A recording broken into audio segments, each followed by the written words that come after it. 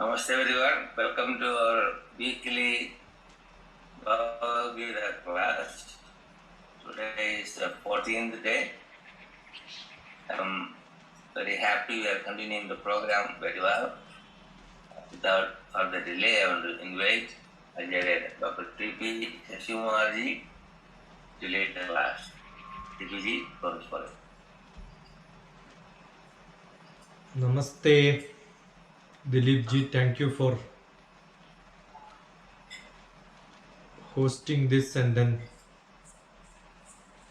today is special because we are almost the middle of Bhagavad Gita. We have 700 slokas. The other day, with chapter 7 completed, we completed 310 slokas. Now this chapter has 28 slokas, so 338.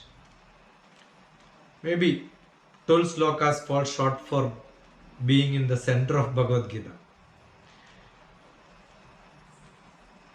If we finish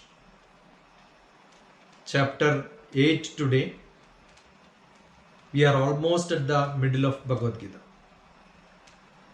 This chapter is too special because it is taking you to the next chapter. That is how Bhagavan Krishna also leads. This chapter is important because it is taking us to the next chapter.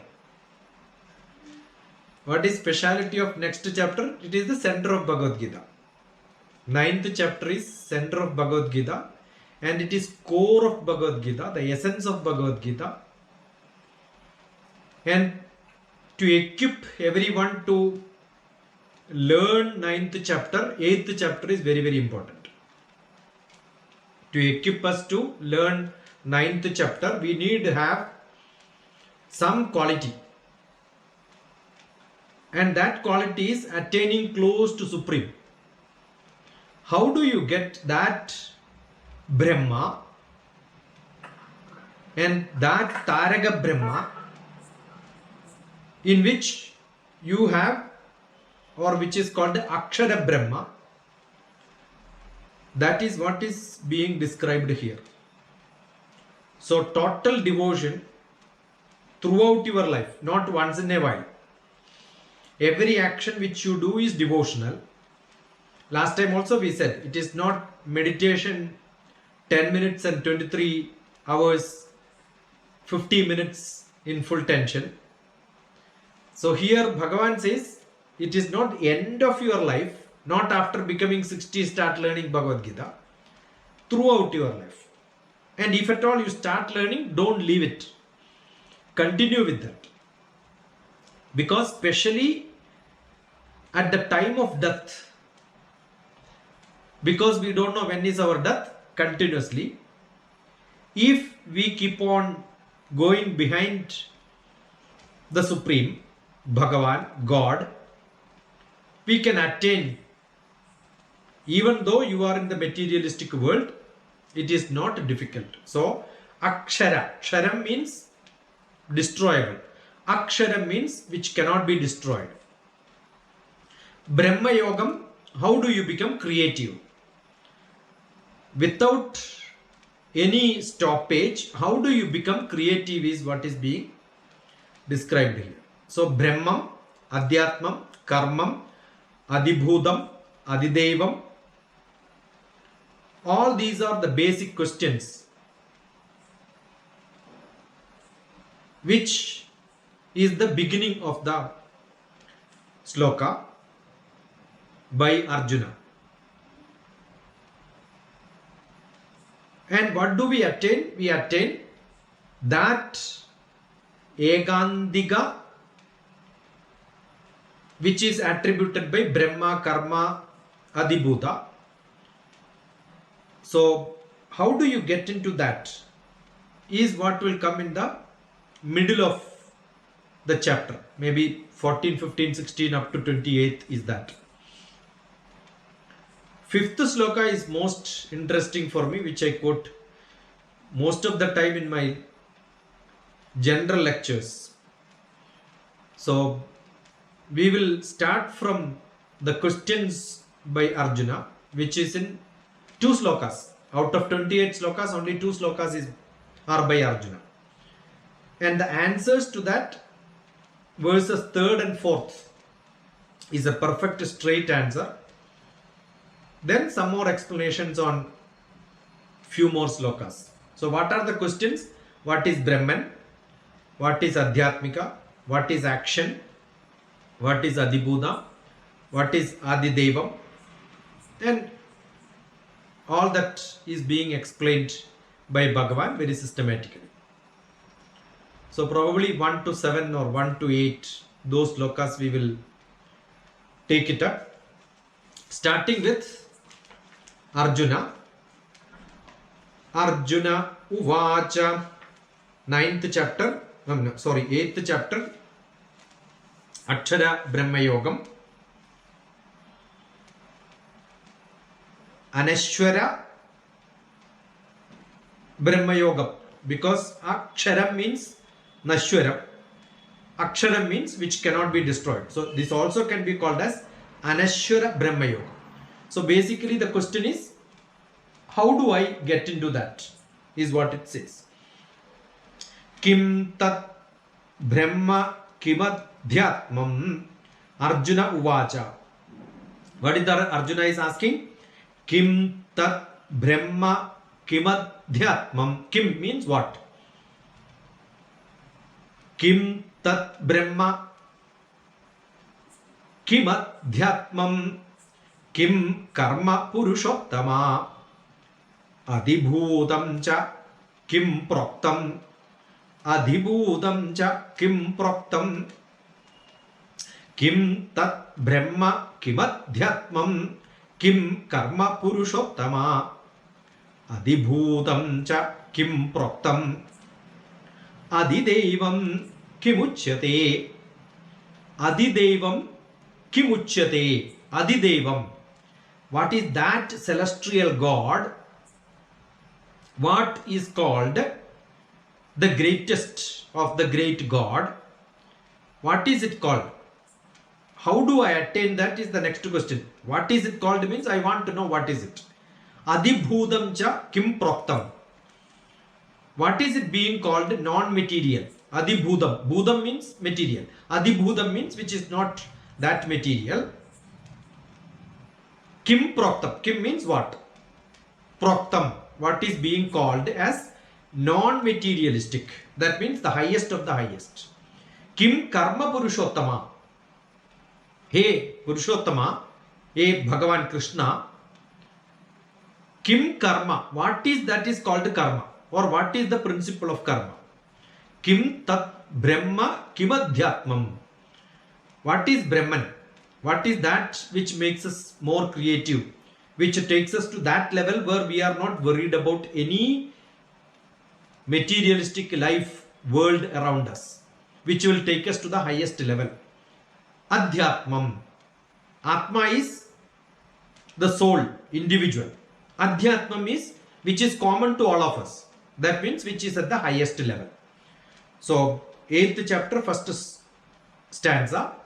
Arjuna uvacha kim tat brahma kim adhyatmam kim karma purushottama adibhudam ja kim proktam adidevam kimuchyate. Next sloka, second one. Adiyatna katham kotra. Adiyatna katham ko atra. Dehe asmin madhusudana. Dehe asmin madhusudana. Prayanakale cha katham. Prayanakale cha katham.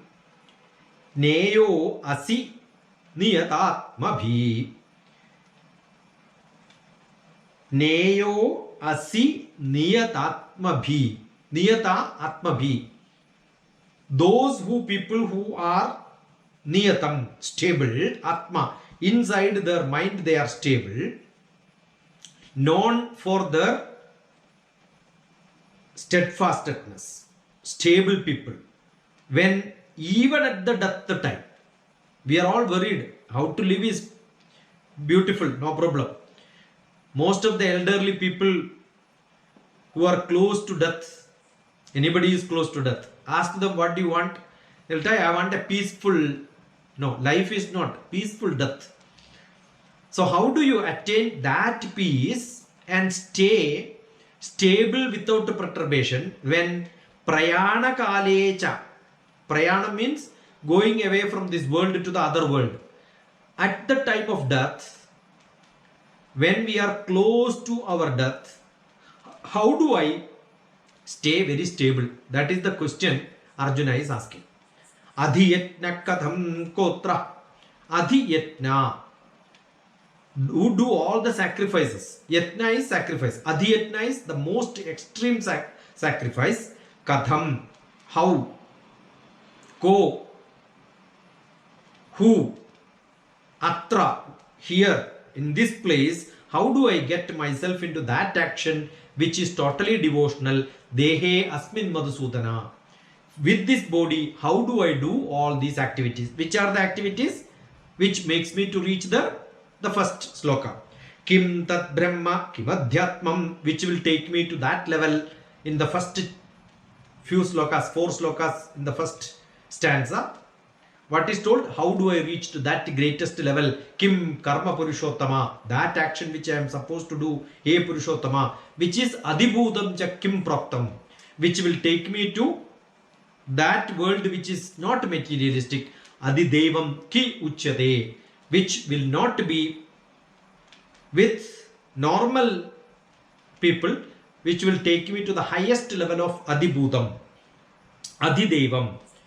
Kim tat brahma kim adhyatmam kim karma purushottama adibhudam cha kim praktam adidevam kim uchyate adhiyatna katham kotra dehesmin madhusudana prayana kale cha katham neyosi niyatatmabhi. Tell me all the steps.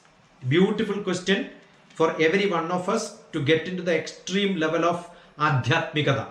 How do you reach to that level where we are not the normal human being in the materialistic world, to reach the highest human being who is going to be very close to God, Bhagavan? So what is the answer? Stanza 3, sloka number 3, verse number 3. Sri Bhagavan Uvacha. He is giving step by step. Aksharam Brahma Paramam Swabhavo Adhyatma Uchyate Buddha Bhavo Bhavakaro Visarga Karma Samjitaha. Aksharam Brahma Paramam. That supreme. Paramam is supreme. Brahman, that state in which you are not into this materialistic world, fully devotional. That is Aksharam. That is a very stable state which can never be destroyed. So you will reach that level. Swabhavo Adhyatma Uchyate. Swabhavam. Swabhavam means your true nature. The nature around you. The whole world in its perfect form. Swabhavam. Swabhavam Adhyatma Uchyate. That Swabhavam you have to show. Don't become too sophisticated. Be very simple, because all of us by Swabhavam is very simple. And that Swabhavam if you have, Adhyatmam Uchyate, you become Adhyatmika. So what is the method of becoming Adhyatmik? Be very simple. Don't become sophisticated. So the third sloka explains Aksharam Brahma Paramam. What is more important? The Brahma Paramam, Swabhavo Adhyatma Uchyate. How do you raise yourself to that level? Buddha Bhavo Bhavagaro. Buddha Bhava, the actions which are in which you are into. How do you make it? Make it to higher level where everything what you do is totally devotional to the highest possible level, not the materialistic. Live for the beings around you and make it to the highest level of action. Every work which you do, take it to the highest level. That is the method in which you can reach to Bhagavan. See the way in which Bhagavan is explaining what is the method to reach into Bhagavan. That shows your action is more important, not bhakti. Karma is more important. You are supposed to be in action which is serving the people. How should you do it? As creative as you can. Visarga. Sarga itself is creative. Visargam means highly creative. The most purified creative way you have to work. Not by hearting something and learning something. You have to be internally creative. Hridaya Guhara Madhye Kevalam Brahma Matram. Inside all of us there is creativity. So what is to be done? Open it up. Ask a lot of questions. See, to whom he is explaining this? Explaining to Arjuna. What is the first quality of Arjuna? He perturbed Krishna with a lot of questions, therefore answer is coming. So how do you become very creative? The answer from Krishna is you have to ask a lot of questions. The quest should be there. Visargaha. How the question should be in such a fashion, it is not creative. Visargaha. Highly creative, purified creative question should come from you. Karma samvijidaha. Not enough. You should have karma which is samjidaha, which is fully inside you. And how that should be, which is called the karma, which is have a common cause, not for your selfishness, which will serve you to serve somebody else. And that knowledge is what you should acquire. Buddha bhavo bhavatkaro, and then raise yourself to that level. You are a higher living being in this world. Aksharam Brahma Paramam. That is why Aksharam is called knowledge. Every letter is called Aksharam in Sanskritam. Letter means Aksharam, which cannot be destroyed, which doesn't have Charam. Charam means end, which have no dissolution. It's ever existing. So, Sri Bhagavan Uvacha, Aksharam Brahma Paramam, getting knowledge is more important. Swabhavo Adhyatma Uchyate, raise your bhavam with that simplicity which you do every action so simple, without having sophistication. You are able to do every action so casually, so naturally. Swabhava means naturally. And your bhavam should be swabhava. Naturally you should perform. Don't become tensed when you want to speak to somebody, when you want to dance, when you want to act, when you want to study. Don't get tensed. It has to be swabhava. Very naturally you should do it. Buddha bhavo bhavatkaro visargaha karma samjidaha. What a beautiful method of explaining how people have to be creative and knowledgeable. Who else can explain it other than Krishna, Bhagavan himself? And therefore, hey Arjuna, now the respect to Arjuna is being increased. He says, you are that person whom I adore, I love. That is why, because I am explaining like this. That's what indirectly it means. Adibhudam charo bhava. Sloka number 4. Adibhudam charo bhavaha. Purusha. Purushascha adidevatam. Adiyatno aha me vatra. Dehe deha bhrudam vara. Adibhudam charo bhavaha. Adibhudam. Not the normal. Not the normal being is called Bhudam. Adibhudam means the highest living being. Charo bhavaha. Generally perishable in nature. Purushachadi devatam. And that cosmic Purushachadi means that cosmic energy in me which become the celestial devatam, the celestial God nature. Adiyatnoha me vatra. I am telling, I am there at this place here, certainly with you. Adhiyatnoha, as a yatna, as a sacrifice. Dehe, deha, bridam paraha. In this body, in which it is existing inside, as the best form, and that is what is called Adhibhuta, Adideva, Adiyatna. So three things are being explained. Adibhudam, Adiyatnam, Adibradam, Adiyatnam, and Adidevam. Purushadi Devatam. Adi Devam is there. Adibhudam, the first line itself. Adibhudam, Adidevam, Adiyatnaha. Adiyatno Ahame Vatra. It is to me all that yatna is being served. When you become devotional, you are reaching closer to me. That's the answer Bhagavan is giving. Adibhudam Charo Bhavaha. You do all that, then you get into that level where you cannot be destroyed. Purushashchadi Devatam. Do all the cosmic personality of Godhood inside you. Adiyatno Ahe Ahame Vatra. When you do the Adiyatnam, you will reach me. Dehe Dehabhurdam Varaha. Then all the best embodiment of you inside your body will become God Himself. Adibhudam Charo Bhavaha Purushashchadi Devatam Adiyatno Ahame Vatra Dehe Dehabhurdam Vara. Beautifully explained how to reach Bhagavan into its real form. Having said this, when should you do it? It is explained in 5th sloka. That is one of the most favorite sloka which I keep explaining. Andakala Andakalecha Mameva Smaren Muktva Kalebaram Yaprayadisa Madbhavam Yati Nastyatra Samshayaha. 5th sloka in 8th chapter. What is that Bhagavan says? Andakalecha Mameva. The last moment in your life. Andakalecha Mameva. Come to me. Stay with me. Be with me. When? Andakalecha. Last moment. That was Arjuna's question. So he is answering directly. Last moment, you think about me. Smaren Muktva.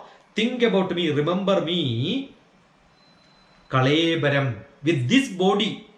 When you exist in this world with this body, the last moment when you are inside your body, that means the life is inside you. Think about me.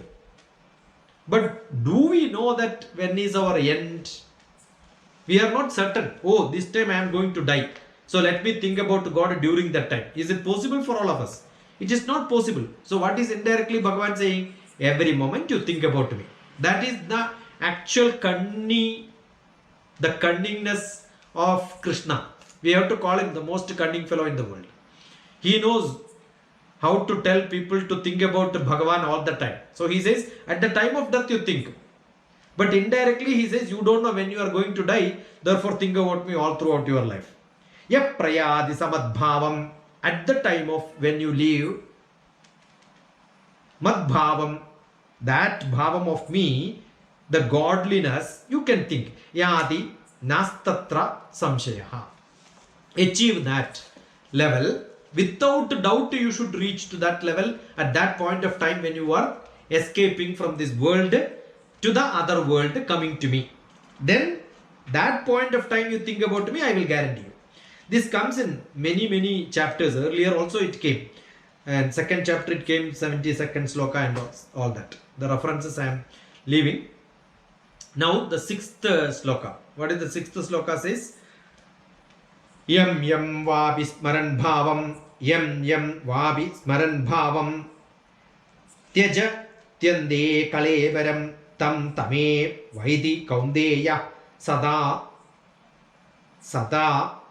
tadbhava bhavidaha. Sada tadbhava bhavidaha.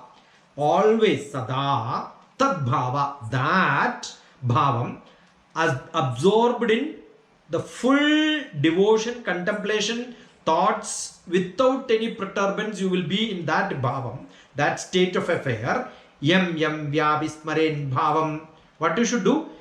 Wherever, whenever, all the time possible. Smaren. Remember. What? Remember me. Remember what you are supposed to remember, you remember that. What is that supposed to remember? The last moment what you want to think is what you should remember all the moment. That means doing some good things at the end of your life will not make people to fool Bhagavan. You have to be continuously good. That's what it says. Tyajatyande kalevaram. Give up all that. At the time of death, when you remove you, the Atma, from your body and then merge to Bhagavan, tam tame vaidi kaunteya, hey Arjuna, hey Kaunteya, certainly what will happen to you? You will come to me. That means you will merge into the God himself. You will reach Sada Tad Bhava Bhavidah. That bhavam from which you are created, you will come back to that, which is my state. Permanently you will reach me. That's what Bhagavan says. That means you will get moksha. You will not get another birth. You will not have to suffer continuous birth again and again in this world. You can permanently get into that abode, Bhagavan's place, God's place. Yam yam va pismarin bhavam tejatyande kalevaram tam tame vaidi kaunteya sada tad bhava bhavidaha. Beautiful sloka. What is to be done? That is what is explained in the 7th sloka. Tasmat sarveshu kaleshu. Tasmat, therefore, sarveshu kaleshu, all the time. Not once in a while, throughout your life, all the time. Mam anusmara yudhyacha, mam anusmara. Think about me, remember. And how to do that? In action, not closing your eyes, think about me. Think about me means think about the whole world. In each one good people, I am staying inside them. Think about those people with your action which is going to get benefited. Be in action which has got a common cause. Be in the service of humanity. Be in the service of nature. Be in the service of every living being in this world. So now what is to be done? There are a lot of people, they are against the people and ruling the country. Fight against them. Don't forget that the whole plot is Mahabharata war. In front of them Kauravas are standing. Arjuna is part of the Pandava who is supposed to fight war. And the purpose is to make Arjuna to fight against those bad people. The bad kings. They are not doing good to the people. So you are supposed to fight. Therefore, Krishna says, Yudhyas, Yudhya cha. Stand up and fight. Think about me. With all the devotion, you should fight. Not for your purpose, for the whole people. That's what it means. Mayarpida mano buddhir. Mai arpida mano buddhir. You should surrender yourself totally with your mano, the manas and the buddhi. The manas and the buddhi. Mano buddhir. Whole thought process which comes from your emotional feeling and intellect. Both must be surrendered to Bhagavan. Don't have any confusion. Because conflict is between the manas and the buddhi. What comes emotional and the intellect starts fighting. Don't be that. Both has to collectively work. That's what we have seen earlier. Uddhared atmanatmanam atmanam avasadayet atmaiva hyatmano bandhu atmaiva ripuratmanaha. We have learned earlier. With all that manas and the buddhi combined together, getting into the atma level, reach to me, serve me, means my arpida mano buddhir. What is the easiest method? Surrender yourself, the body, for the manas, emotional and buddhi combined together. That means you have to become an Atmiya Purusha. Your soul call should be in you. You have to become enlightened. Mame vashyasi samshayam. Every action you do without doubt. That means there is no conflict inside you. My manas says I have to do this, buddhi says don't do it. That effect should not be there inside you. So surrender totally into your action. Tasmat sarveshu kaleshu ma manusmara yudhyaja mayarpita mano buddhir mame vaishasya samshayam. Mame vaishasya samshayaha. Good enough, or maybe we can take one more sloka. 8th sloka also. How do you get it? Not that simple. So what is to be done? Abhyasa. 8th sloka. Abhyasa yoga yuktena. How do you attain into such a level? Abhyasa yoga yuktena chedasa anyagamina. Chetasa Nanyagamina Paramam Purusham Divyam Yadi Parthanu Chindayan. Yadi Parthanu Chindayan. Ye Arjuna, what is to be done? Certainly you can reach me, that level where every job which you do becomes so devotional, surrendering yourself totally for the perfection of attaining everything, serving the whole world. How do you reach it? Abhyas. Earlier also Arjuna said, it is not that simple, Krishna, you are telling so many things which I cannot do it. Then Bhagavan is saying, Abhyasena tu kaunteya vairagyena chagrihyate. It came already in the earlier chapter, 6th chapter. So similarly, Bhagavan here also says, Abhyasa yoga yuktena, continuously practice, be in the yoga level, forgetting about your benefit, not becoming selfish. From that you have to reach into tapa, yoga ruda level, which is explained in the 6th chapter. Chedasa Nanya Gamina, all the mind, chetas, your mind, your thought process, your buddhi, everything what should happen? Na anya, without anyam, without going from one to another one, vibrating in your thoughts. Don't become that. Paramam Purusham Divyam, divine personality. Surrender to that divine personality, Bhagavan. Do every action with the devotion. Then you will be able to reach me. That's what the Bhagavan says. Now we will skip some slokas, otherwise we will not be able to complete this chapter. So let us go to 17th sloka. Good enough. All the rest is being explained in detail. What is the yoga gadi? How do you get into the yoga? What is the practice which you are supposed to do beyond materialistic to go to that level? What you are supposed to do is what is explained. Then 16th is also important. Let us take 16th sloka. You want 16th? Yes. Abrahma bhuvana loka punaravartino Arjuna mam upeya mamupetya tu kaundeya punarjanma na vidyate. You will not get further birth. Punarjanma na vidyate. You will not get next janma.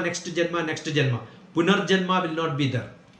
That means I am guaranteeing you will join me and come to God, my place. That means you will get moksha. When do you get moksha? Abrahma bhuvana loka. That state of affair, bhuvana, abrahma. That brahma loka, abrahma bhuvana loka. Punaravartino Arjuna, without avarti, repetition of janma, mamupetya, you will come to me, you will reach me. E kaundeya, e Arjuna, you will reach me. What is to be done? Surrender totally and do the job. Punarjanma na vidyate. Then your devotion is totally there. You will become part of me and you will reach to Godhood.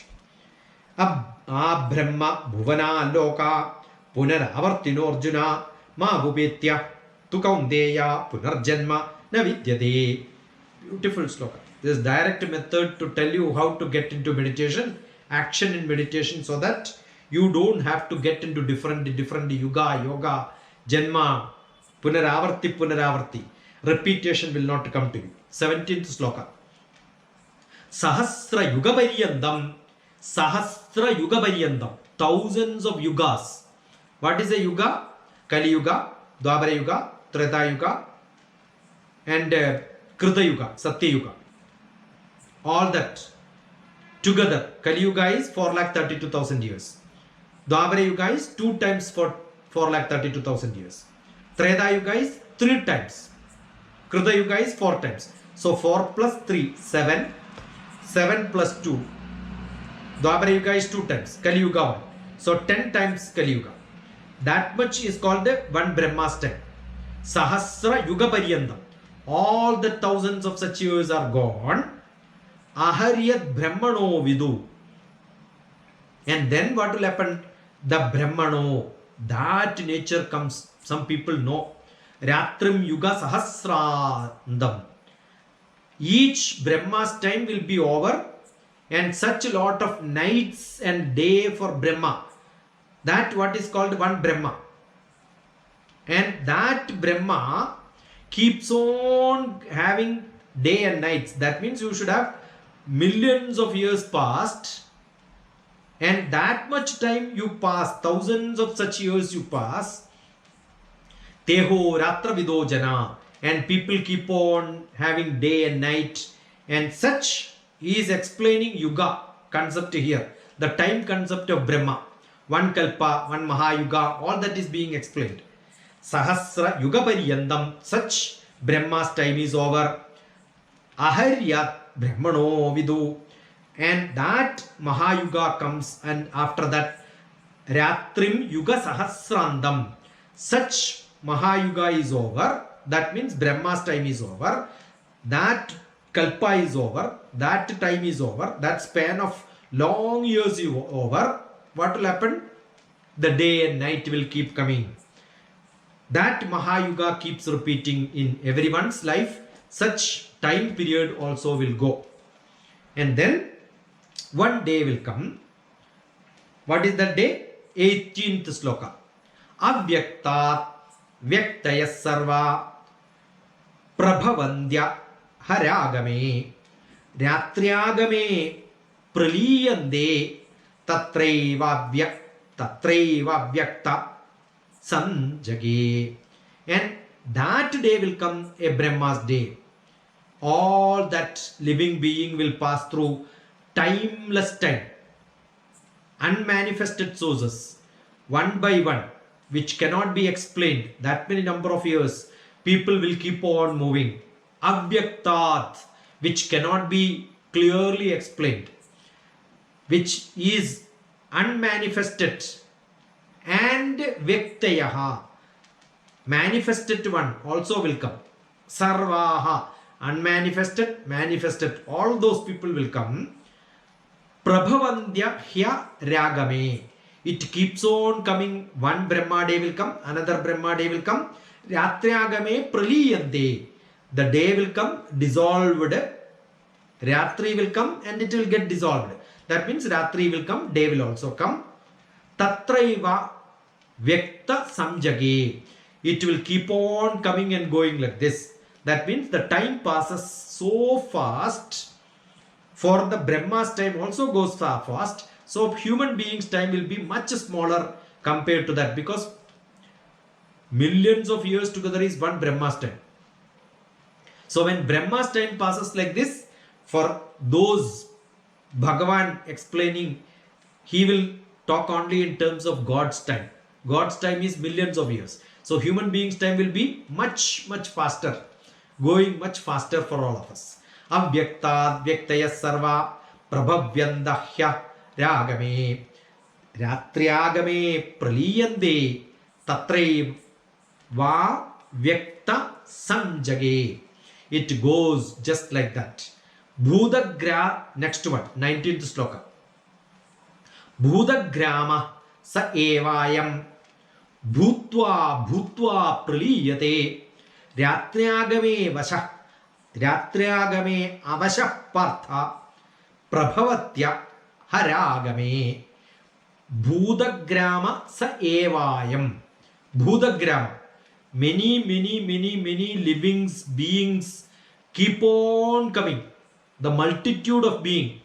Bhudam means living. Grama means a unit of different living beings. That means multiple life will come. Sa evayam, everything will come.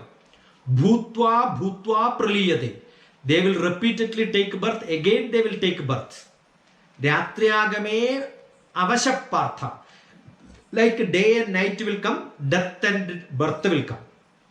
Multiple times living beings will take birth and they will die again. They will take birth and die again.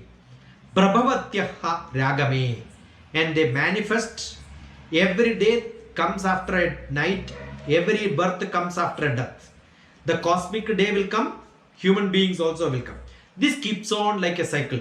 Bhudagrama saevayam bhutva praliyate ratri agame avashapartha prabhavatyhyaragame. That is how every cosmic cycle will come. The different cosmic cycle will come, like life will come, like day and night will come. The cycle in the Prapancham also has got a cyclic method of going. Cosmology is what is being explained.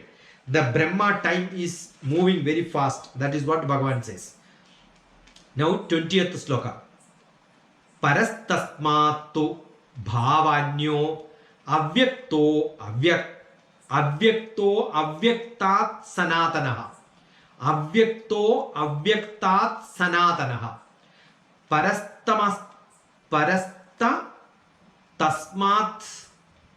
Parastasmatu bhava anyo avyakto avyaktat sanatanaha. Ya sa sreyeshu bhudeshu nashyalsu na vinashyati. Nashyalsu. Everything ceases to exist. Everything goes into death. Nashyalsu. It will go into nasham. Nasham means end. It ceases to exist. It will end. Na vinashyati. But again it will come back. It does not cease to exist for permanently. It will come back. Parastasmatu bhavanyo. In different form it will come again and again. Avyaktat avyaktat sanatanaha. Unmanifest and unmanifest eternal. It will keep coming. Inside that Atma will come with a body, and that inside Atma will go and come back again. So it is unmanifested which is continuously going. Yes, sarveshu bhudeshu. It is there in every living being. That means Atma will not be destroyed. Earlier it says, the night will come, day will come. Like that people will die and people will take birth.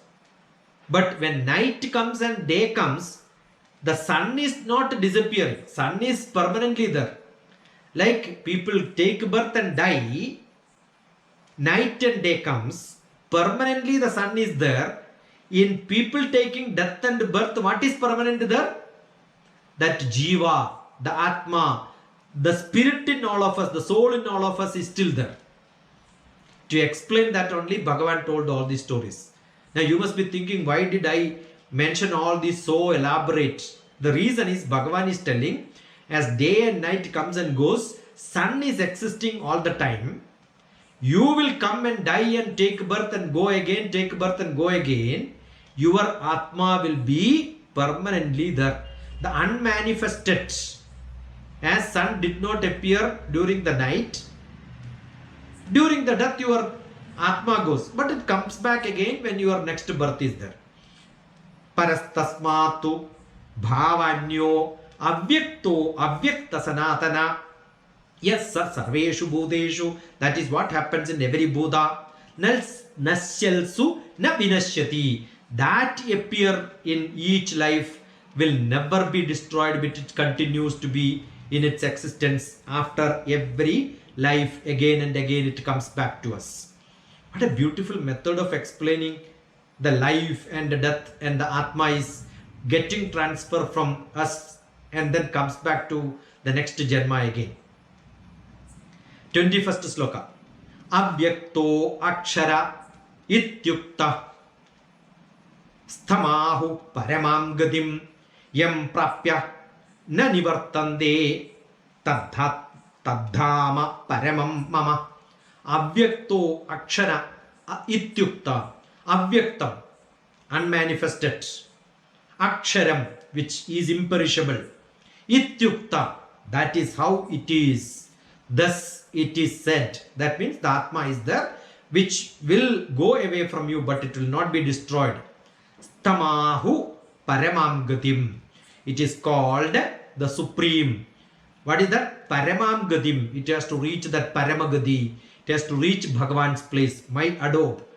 You have to come to me, Arjuna. Your life has to come to me at the ultimate. To Krishna it has to surrender.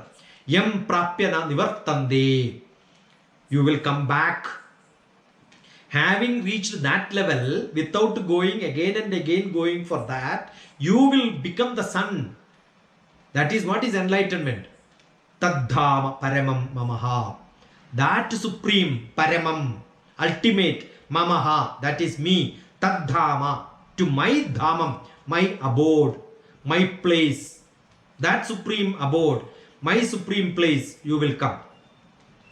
Guarantee. Bhagavan is guaranteeing in 8th chapter 21st sloka. Avyakto akshara ityukta sthamahu paramam gatim yam prapya na nivartande. There is no way you will come to me. Tadhama paramam mamaha. You will reach me. Arjuna, ultimately you will reach me. Without doubt, you can reach me. That's what Bhagavan says. Okay. Now let us take 22nd sloka. Purusha sa para partha. Purusha sa para partha. Bhaktya lebhyastva ananyaya. Bhaktya lebhyastva ananyaya. Yasyanda sthani bhudani. Yasyanda sthani bhudani. Yasya anda sthani bhudani. Ena sarvamidam tadam. Ena sarvamidam tatam. Purusha sa parapartha. Purusha, the supreme divine personality. Purusha, that is me. Sa para, that greatest, para means greatest. Sa para, reach that greatest level. Partha, Partha, Arjuna, you reach my level at that extreme, supreme level. Bhaktya, total devotion. Lebhyastvananyaya, ananyaya, without another. Lebhyastva, guaranteed you will reach. How do you reach? Bhaktya, with the devotion. So Bhagavan is slightly taking all of us towards bhakti, devotion. And with all the devotion you can reach there. Yasyanda sthani bhutani. Yasya andam. Whom you want as the ultimate at the end, for every bhutani, every living being, where do you want to reach? Yasyanda sthani. Which place you want to reach at the ultimate? Ena sarvamidam tatam. That is, reaching me is the ultimate devotion. That is where you wanted to come. Welcome. You are welcome. You can come there. That's what Bhagavan says. That means Bhagavan is telling all of us. Purusha sappara partha. Bhaktya, with all the devotion. Lebhyastva ananyaya, without any other thoughts. Lebhyastva ananyaya, without any other thought process. Bhaktya, full devotion you have. Yasyanda sthani bhudani, every living being can reach that place. Ena sarvamidam tadam. How can you reach there? So the question Arjuna asked to us, how do I get into that level where I wanted to get tat kim brahmam kim adhyatmam kim karma purushottama adibhutam cha kim proktam adidevam kim uchyade. Arjuna's question, sloka number 1. Kim tat brahma kim adhyatmam kim karma purushottama adibhutam cha kim proktam. Sloka number 1. Adidevam kim uchyate. Sloka number 2. Adi yetna katham kotra. Tell me what is that will take me to that place. Dehesmin Madhusudana. With this Deha, how do I surrender to you? Tell me Madhusudana. Prayana kale chakatham. At the end of my life, if I do that, yet no asi niyata mabihi. Is that enough? Is what Arjuna is asking. So what Krishna says? 22nd sloka. Krishna clearly explains Purusha sappara partha. Bhaktya lebhyastanyaya. Yasyanda sthani bhutani. Yena sarvamidam tadam. He can, who knows me with devotion, not blindly, who understands Bhagavan. Many people say blind faith. No, blind faith. With the full knowledge about Bhagavan. That is what is to be done. And when to do it, that is what is explained in the next few slokas. Uttarayanam is very good because that is very relevant here, because our grandfather is there. Bhishmacharya is lying. So he is waiting for death. That is when all this explanation is being happened by Sanjaya to the blind man. But before the death itself, Krishna knows if somebody has to go to that level, to reach into that, when to die. That is Uttarayanam. Dakshinayanam, when the sun goes, or the earth inclination is when sun is in the Dakshinayanam, even if you die, you will not get a moksha. Therefore, Bhishmacharya was waiting. All that story happens after 15 days. But this happens in the first day. In the first day itself, Krishna is telling to such people when death will happen, those who are in devotion. That is why, though physically Bhishma became inactive and then on deathbed, the real death happened later. And that, the Shukla Paksha and Dakshinayanam, Uttarayanam, all that is being explained in the next few slokas. But we will skip all that and go to the last sloka. 28th sloka in this chapter. Vedeshu yatneshu tapassu chaiva. Vedeshu yatneshu tapassu chaiva. 3 methods. Vedam, all the knowledge. Yatnam, all the sacrifice. Tapas, all that burn inside. All the austerities you should have. Chaiva, that also should be done. Certainly you should do it. Then what is to be done?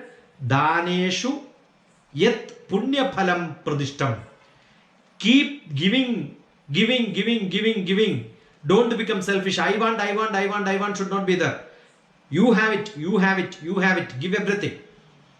Daneshu yat punya phalam pradishtam.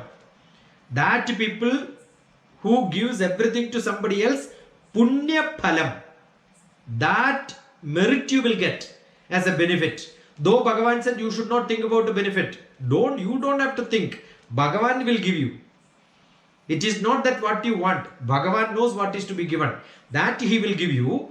Pradishtam. Gained. You are gaining it. You are not wanting it. You have a right on top of it. And you will get it. Atyeti tat sarvamidam. Atyeti. That supreme. Tat. That place. Sarvamidam. Everything. Viditva. Understanding that perfectly. Understand the benefit of doing your action karma for the benefit of people throughout your day and night, only getting devoted to your action which is for the benefit of somebody else without being selfish. For such people, those who do sacrifice, daneshu, vedeshu, with the full knowledge, yatneshu, with the devotion, and burning yourself, not for your purpose. You surrender, sacrifice everything for somebody else. Such people, what are they called? Yogi. They are called yogis.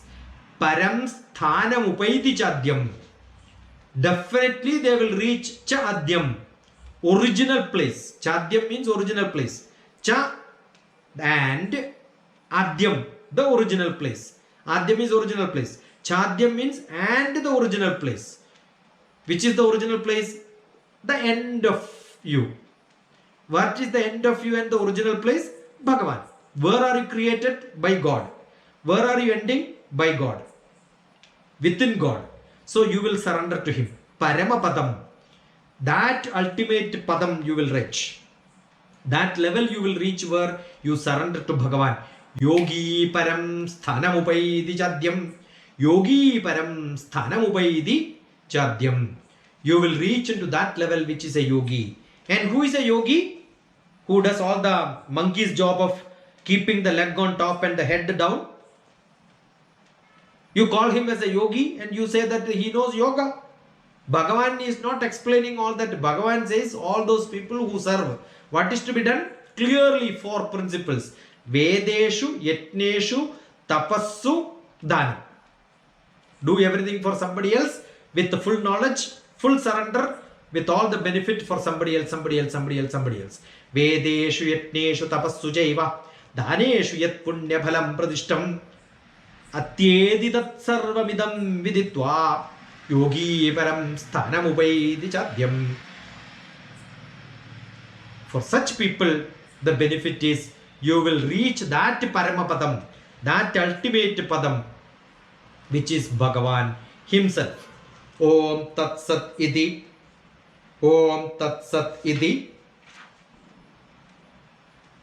Brahma Vidyayam Bhagavad Gita Upanishad Brahma Vidyayam Yoga Shastre Sri Krishna Arjuna Sambade Akshara Brahma Yogo Namaha Ashtamo Adhyayaha Samaptam. Ashtama Adhyayaha. What is that chapter name? Akshara Brahma Yogam.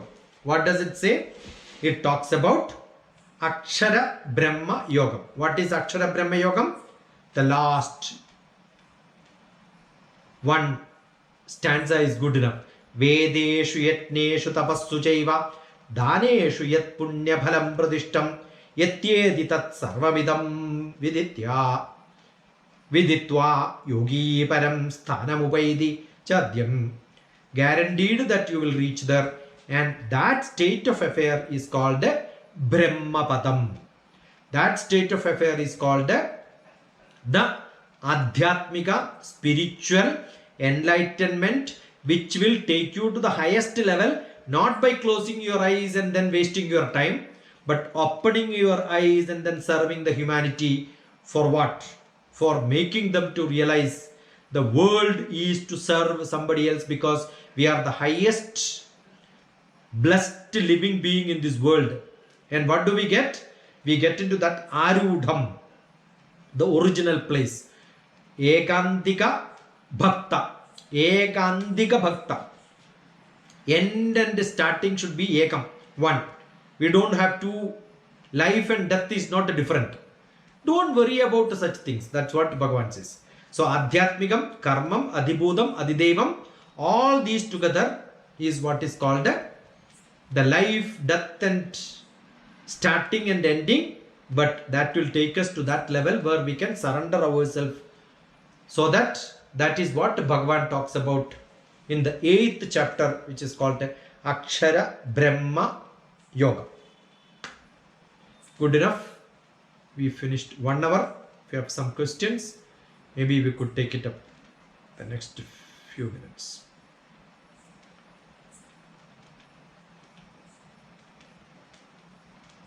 Next chapter is probably after second chapter. If somebody asks which is the most important chapters after second chapter, is Raja Vidya, Raja Guhya Yoga. That is what Bhagavan talks about, Guhya Yoga. Guhya means most secret. Raja Vidya, Raja Guhya Yoga. That will tell you how practically you have to be in this world. Therefore, it is most essential for all of us to understand the 9th chapter. So we may spend more time, like second chapter we spend more time. Here also we will invest, not spend, we will invest more time on the 9th chapter. Good enough? There are a lot of people, but only very few are showing faces. 35 people are there. That's a good number. Yeah.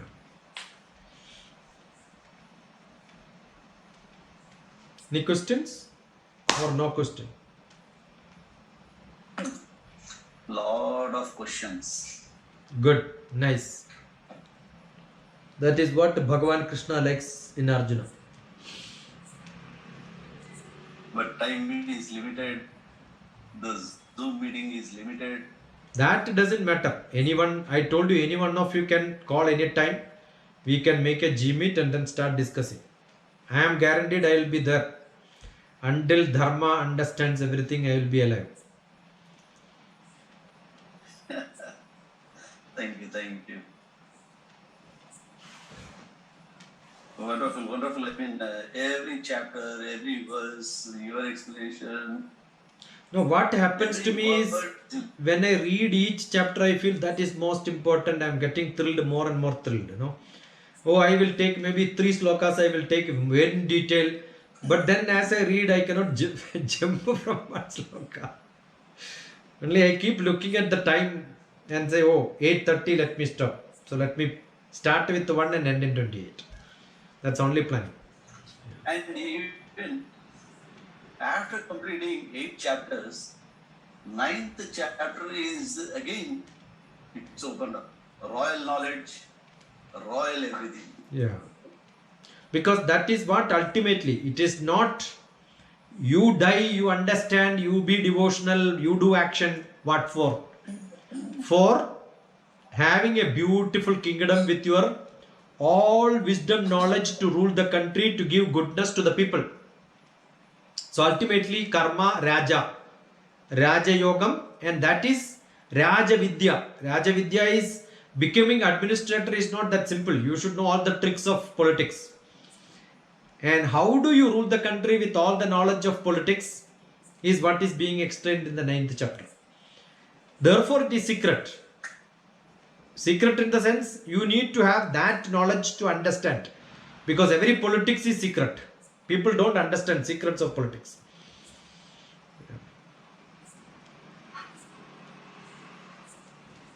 Guruji, Yeah, can I? always.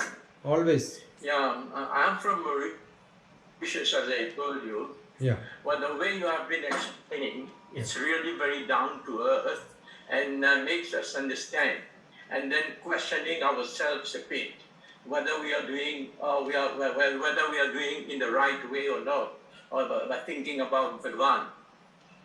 But one thing, I came late in this Gita classes, but I would appreciate if the recordings have been done from the very beginning. all It could be all at my our disposal, all so that my we can hear. yeah what all we my have lectures are in my YouTube. This is also getting recorded, and today itself I will edit it, and tomorrow morning, before morning, it will get posted. All such recordings, what I did during this last 14th day is today. All the 13 days already posted. Earlier with Dharma, Anu, all those people in USA, I did sloka by sloka, chapter by chapter 2 times. All those sloka by slokas are also available. And first I did the chapter brief. that would be great. Everything is there. Everything is recorded. Yeah. But then you will see, I myself learned a little bit more with the 2 times explanation. Therefore, this may be little more refined than what I did in the beginning. I am also learning by reading every time. So, some more refinement you can see. I wish next time I will do much more better than this. Yeah. Practice makes perfect. Yeah. No, being new to it, and I have started learning Sanskrit. I'm following a course online. So, what I'm interested is, to learn Bhagavad Gita, slokas by slokas. I know you have done it. Yeah. So, if I go to the recordings, Yeah. that will help me at least to practice to read it and pronounce it in the right way as you have been doing. I was So gifted. this is my purpose. Yeah, I was gifted by somebody who taught me to read and chant like this. There also you can see little more perfection from the beginning now. Some differences. But then there is another playlist which says Bhagavad Gita tidbits. Important slokas only I have taken so that it attracts. It's like marketing. Because first chapter, when you start reading from first chapter, it may be boring. Therefore, important slokas explained separately, little bit of masala added for making it more attractive is also there in some other. That will be where people did not start. That may be the beginning best possible. There are many, at least 4 playlists are there on Bhagavad Gita. One is tidbits of Bhagavad Gita, one is important slokas from each chapter, another one is every slokas, everything one by one, and this is the 4th one with all the 13 classes separate. Okay. Thank Kishore ji is a very Kishore Chandra ji is a very great learned person, and you can see behind him beautiful array of books kept. He is a man of philosophy with a lot of books reading continuously. He sits in. I was thinking when he was sitting in a library, I asked him, "Are you in a library?" He said, "That's my house. Everything is books around him." Very passionate learner. We had a dialogue earlier. Nice. Pranams. Nice.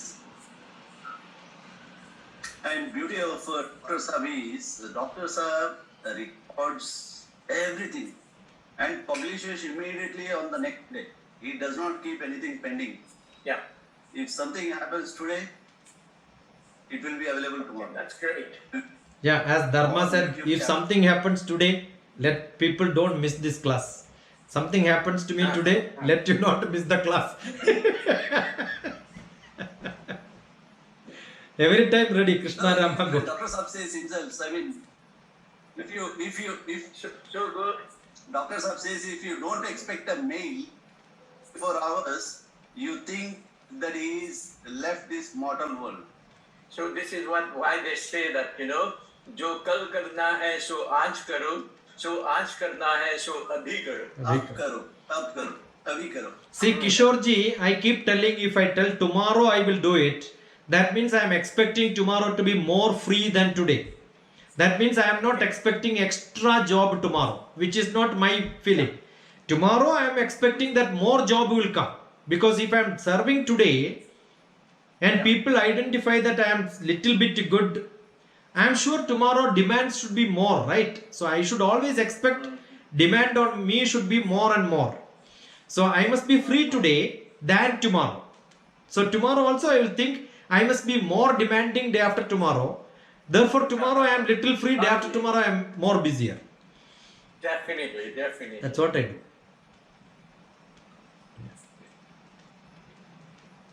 I'm Guruji. Yeah. I have as you explain it very well, I have a question in my mind. It might be illogical, but I'm asking. Those who don't want moksha, don't aspire for it, Yeah. what will they get if they do bhakti? See, all these adhyatmika, They are in devotion. yeah, all these adhyatmika knowledges, ultimately, why are you going to temple? Why are you praying? Assume I love somebody. My intention is I must go and sleep on their lap. They must think about me than I am thinking about them. If I love dharma, it is not that I am thinking about dharma. Dharma has to think about me. Then only my real love is there. So that ability for each bhakta, each human being, when you are close to bhakti, you are learning something, you are understanding, you are reading Gita, you are doing an action. Ultimately, what I want, you want higher and higher and higher and higher position so that you can serve more and more people. And which is the highest job? Reaching Godhood. Therefore, you can serve many more people. The ultimate aim of all of us is to reach into Godhood. If little bit of thought is there in you, our aim is to reach into Godhood. What is reaching into Godhood? Every action which I do, let that benefit to go to many people. Don't think that moksha here is serving to God and getting to God. No. Be here with full happiness so that my full time I can devote for somebody's action. That means I am totally peaceful. Assume I have a private disturbance in my life. What will happen? My concentration will go there. My less time will be for social service. So I want a perfect, peaceful life. So what will happen to people who goes into Adhyatmik? There will be lot of disturbance for them. To check whether you are a person who can circumvent such situations and then still serve others. I was remembering when somebody asked me a question. I have got two sons. One son I purchased and gave a motorbike. Second son I gave a car. Both of them are fighting. Long back, 20 years back, somebody came to me with a problem. Now what should I do? I said, pray to Lord Shiva. You are don't become adhyatmic like this and then bhakti and all that. You tell me a solution, practical solution. I said practical solution is keep praying to Shiva. Why should you pray to Shiva? Shiva also did the same mistake. He had 2 sons. To one son he gave peacock and another son he gave rat. And both of them started fighting all the time. How did he solve his problem? Did he full time concentrate on his children? No, he started doing his job. Peacefully he was involving every human being's problems and solving. So our family of gods are depicted like Shiva's house is like a zoo. You have got rat there, you have got snake there, both are enemies. You have a snake there and a peacock there, they are enemies. And you have got a cow there or a buffalo there or an ox there, and you have got a tiger there or lion there. Can you imagine a house with all these enemies each other? Every day there will be fighting. And when you talk about Shiva, you see a lot of examples of the children fighting each other. But what did he do? He kept on serving the whole world. Every one of us keep praying Shiva, and he did not tell us, I don't have time for you, I have got my family problem.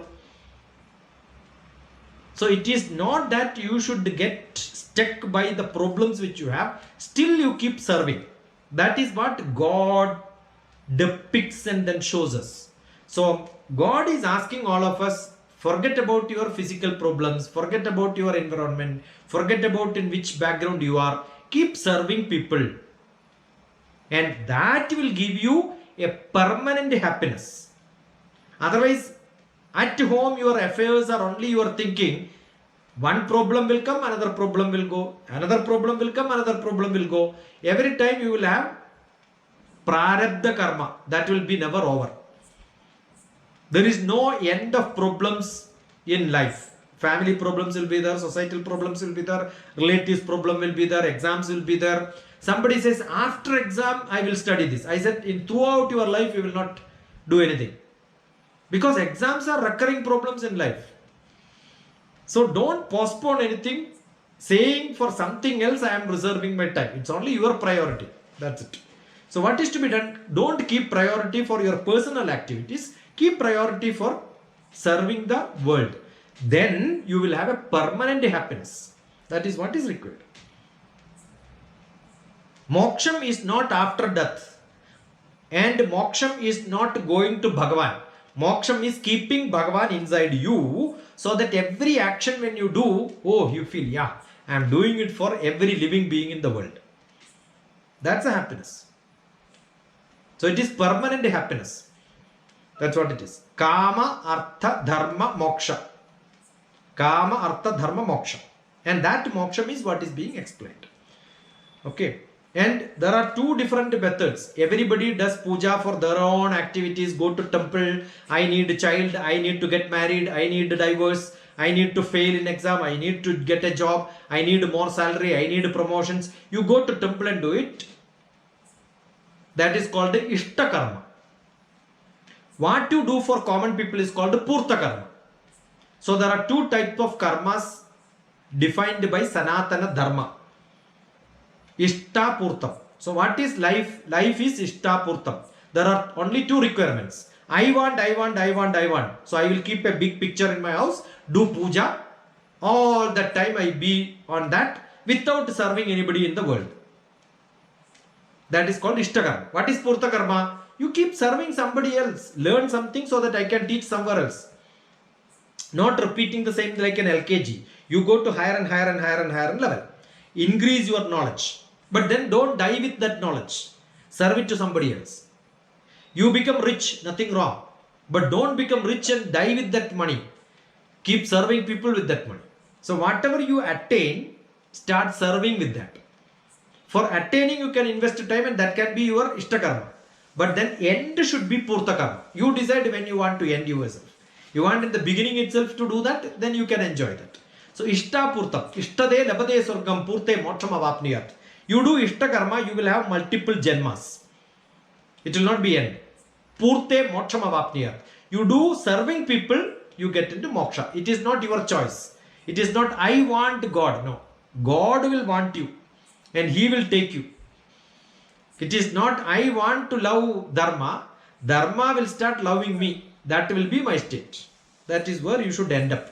So I am doing it not with any intention, but God will be recognizing me and giving me sufficient merit, and He will absorb me. That's it.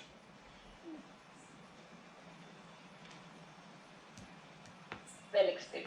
Thank you. Okay, can I ask one question? Without that question, you can ask. Sir, my question is not directly related to today's discussion. Like, I just wanted to know that how many ways the concept of dharma is being understood within Bhagavad Gita. Like, is it a religious concept, or is it a social concept, or is it a moral concept, or taking together all these things? And It is defining the property. Dharma is the property of matter. In physics and chemistry, the basic knowledge in science will tell you property of matter. What is property of matter? What is dharma of Dr. TPS? What is Dr. TPS as Dr. Jayanti knows? Dr. Jayanti knows, oh, this is what Dr. TPS. That is why Jayanti is asking this question. That is why Dr. Jayanti called me for lectures in your department. So what is Dr. TPS Dharma? To serve you as Dr. TPS expected by Dr. Jayanti. So that is my property. Understood? So each one of us have got a property. If I am asking something from Dr. Jayanti, I am understanding Dr. Jayanti can do that.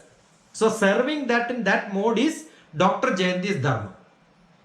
So we ourselves define our Dharma. It is not somebody defines on us. That is why lifestyle, life pattern, each one of us have got Dharma in our own pattern. What I can do, I can only do, somebody else cannot do. But each of us can do different things in our own quality. Earlier also I explained once. What is Dharma of salt? The saltiness in that salt is Dharma of salt. What is Dharma of sugar? When I am taking sugar and then eating, my expectation is that will give me sweet. So Dharma of that sweet is giving sweetness. So Dharma of Dr. TPS is, when Dr. Jayanti is looking at me, this is my Dharma.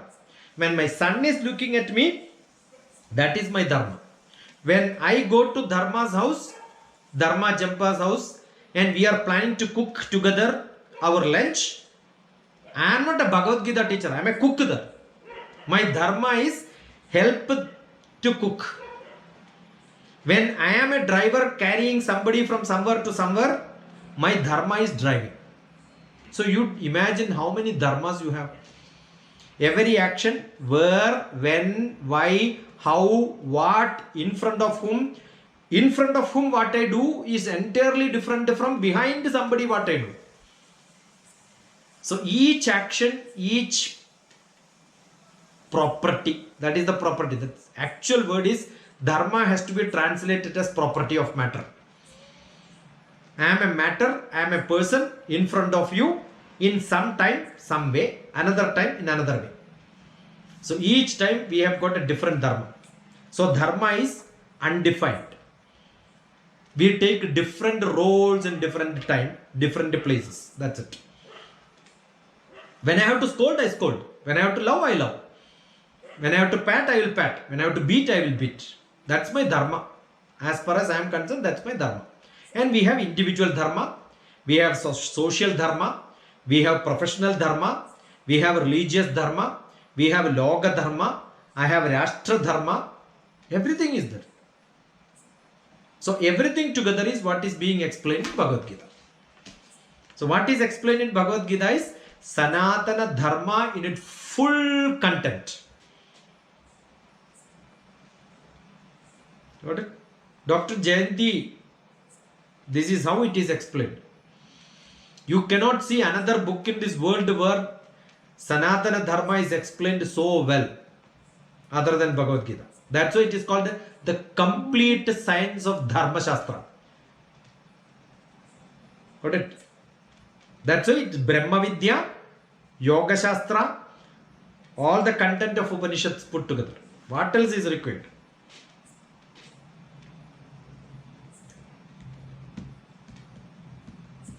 Hi, sir. Thank you.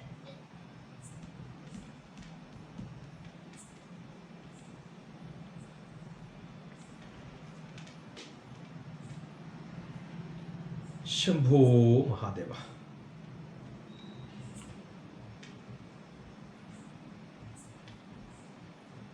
Dilip ji is happy, then all are happy. These are all due to Dilip ji. Kya Dilip ji? Any other question? No questions? We cannot say no question, Dilip ji. Keep on popping up, for example, how do we naturally learn all these things? How we become natural to all these things? How we can serve naturally to others? I mean, the Lord can. When you grew up, See, Dharmaji, in my life, if look at my life background, I would have never learned this at all. 1970s when we brought up in our Kerala atmosphere, that too most of the people with all the problems never got into any of these shastras in my life until I graduated, until I post-graduated, until I did my PhD. It's all a great guru in front of us, all on a sudden, with somebody who gives that. That's a path in which we go. Otherwise, what is the path in which I never be a person who can meet you in Columbus, Indiana, right? Do you think I can ever meet Parijadam? I cannot. We are only January 24th or 25th this year is when I met Dilip ji. We are not even 1 year. We are almost reaching 10 months of acquaintance. What courage Dilip ji has to... only through the... Yeah, 25th of January. Within 23rd, 24th, 25th. 25th only we had a direct interaction. And 26th was Republic Day. I was going to inaugurate a program of Grandma Child Care where I wanted to have a discussion with him. We had a dialogue. I took an extra advantage of talking to him saying, let us have a dialogue. And he immediately accepted without even knowing who is this person.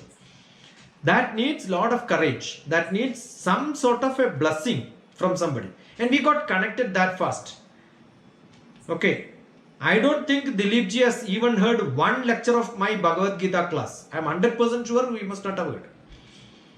He must not have heard at all. But he said, we are going to have Bhagavad Gita class. He just declared without even consulting my consent. Same way when I came to your place in Columbus, I never taught Bhagavad Gita in my life. I never had this book also with me. Otherwise, I would have carried this book when I am coming to America. No. I never planned to teach Bhagavad Gita there. Without this book, I came.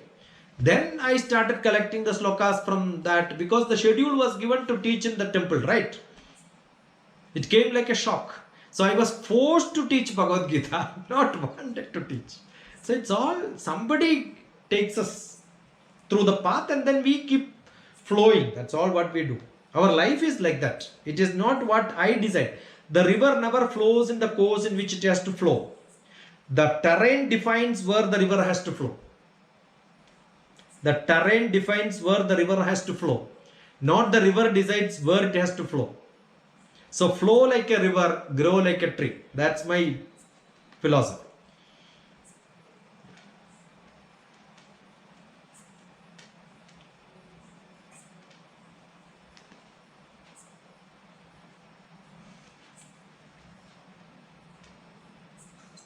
The last one was very nice. I mean, ultimate flow like a river, grow like a tree. That's nothing new. That is in my cover page. It is my philosophy which I have written.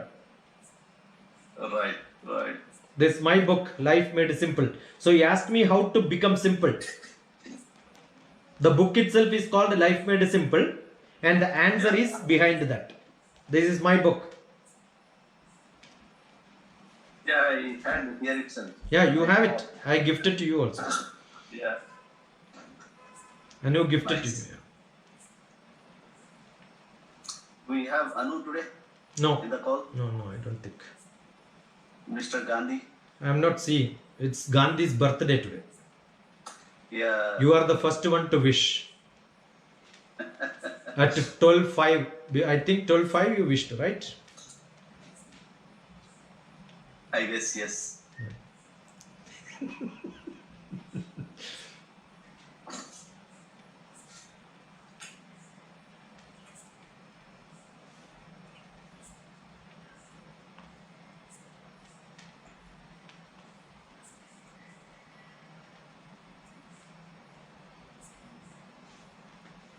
But if there is no question, can you explain further? I still have lot of confusions taking dharma into account in the Indian traditions, like in the way it is being used in Vedas and the way it is used by the Buddhist and the way it is being used by the religious studies and the way it is understood in Bhagavad Gita. So I still have a confusion that where we said that one of the Purusarthas, Dharma, Artha, Kama and Moksha. And sometimes we said Dharma controls Artha and Kama and prepares a ground for the Moksha. So and Dharma in the sense of cosmic law of order, that which controls everything. So you still have a doubt that how to use the dharma? Is it something when if suppose I am in a state of fear?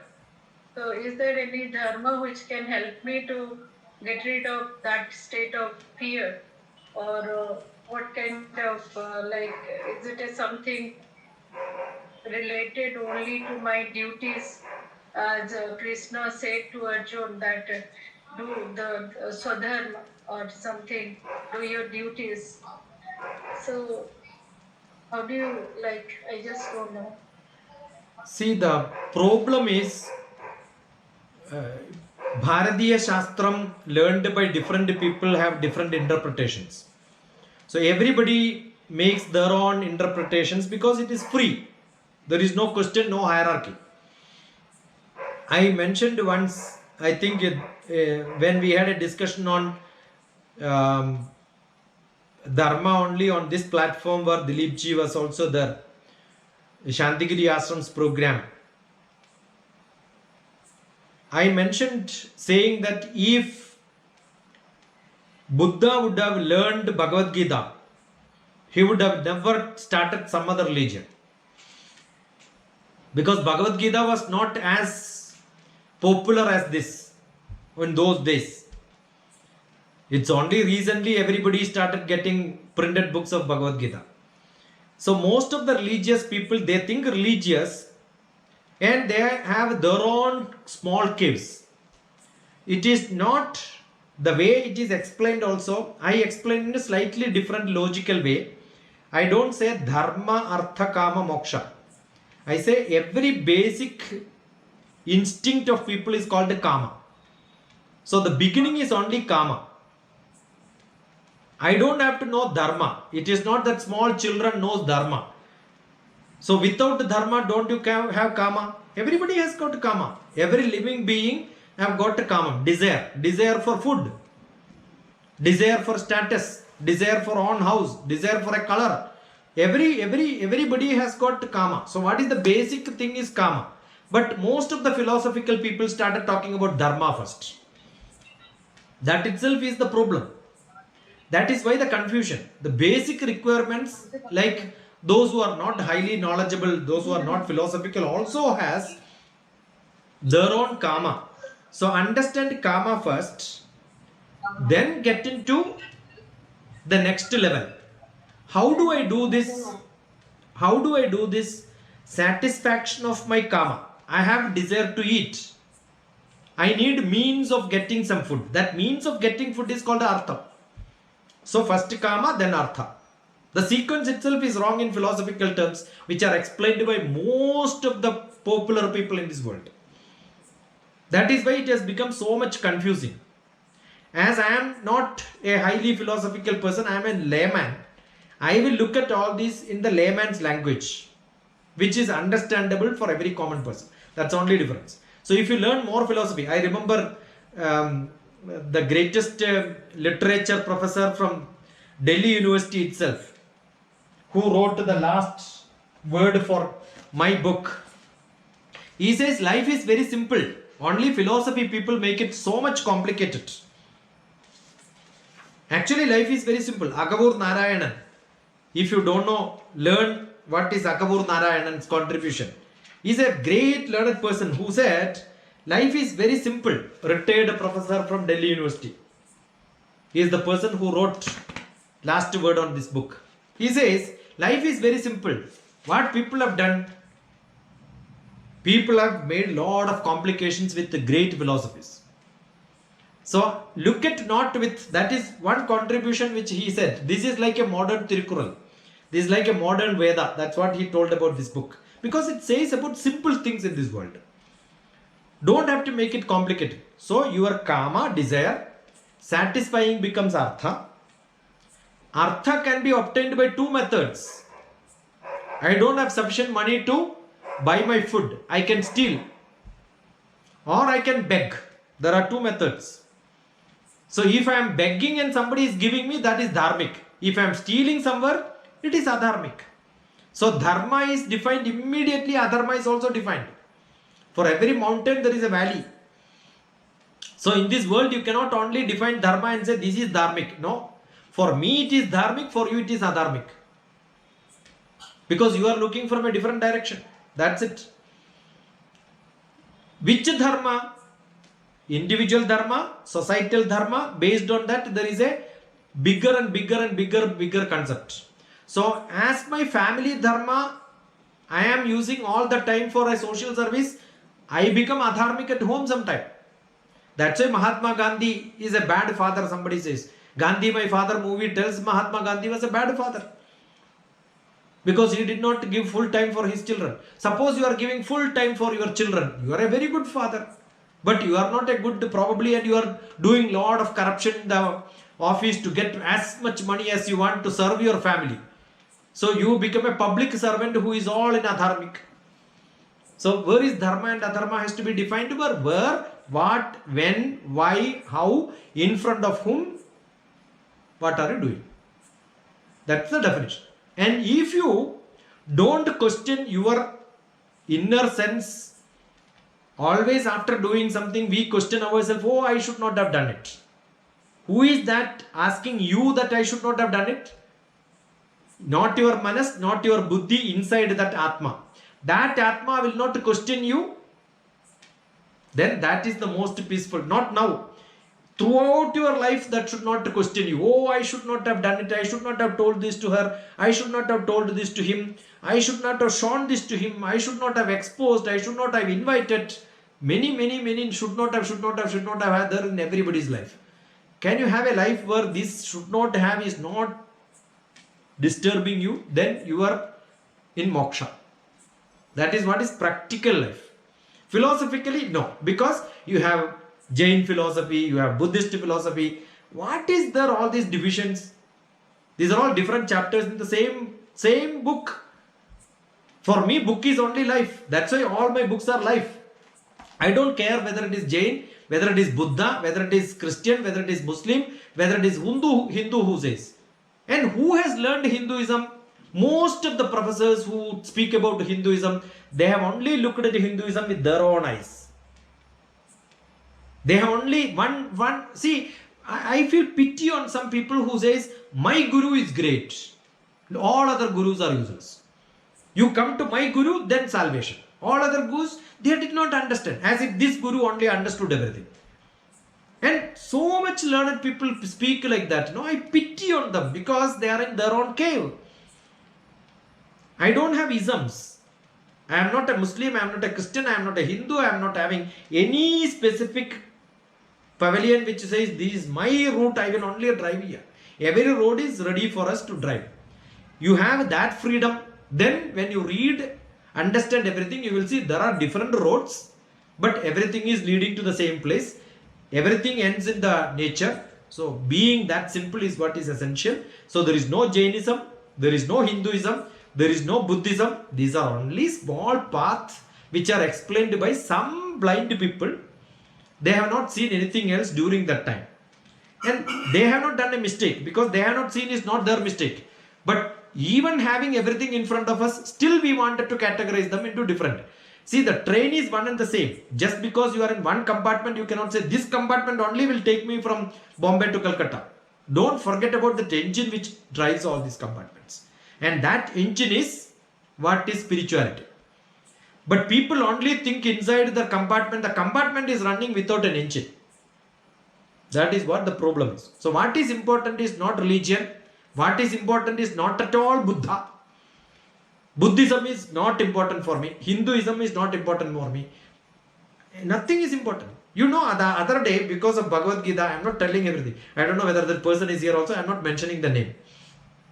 He had sent me a message saying, some religious person is killing some other religious person. As per Bhagavad Gita, what is it said? I said, Bhagavad Gita does not even categorize religious people here. Then how can you ask that question? It is not even told. And no, is that a good karma? Next question. I said, what is karma? You are doing good things for everybody is what is good karma. And that everybody you have to define. In your perception today, this is for a better cause. Tomorrow if you start realizing, oh, I should have done mistake, then that karma becomes adharmic. Inside you, not in somebody else. That is more important. So it is not one judge can decide, one religion can decide, one master can decide. Time will decide. That's why it is called a Sanatana Dharmam, which is ever new, ever old, Chirapuratanam, Nitya Nutanam. Put together is Sanatana. So we are only discussing Sanatana Dharma. Bhagavad Gita discusses only Sanatana Dharma, no Hinduism. Sanatana Dharma is only what is being explained. But many people wanted to popularize themselves, Hinduism. I happen to take birth where my certificate says my father and mother are Hindus, therefore I became a Hindu. Fortunately, they did not get converted. Unfortunately, invaders came, some people got converted. Unfortunately, some other people came and then for some benefit they got converted. I only pity on them. Not those people who are living today. Their forefathers. That's it. Nothing wrong. It's not your mistake. Right? If I would have been a Christian, still I would have been talking about this probably. Or maybe if I am gifted, I will read Bhagavad Gita after some time in my life. That's it. Nothing wrong.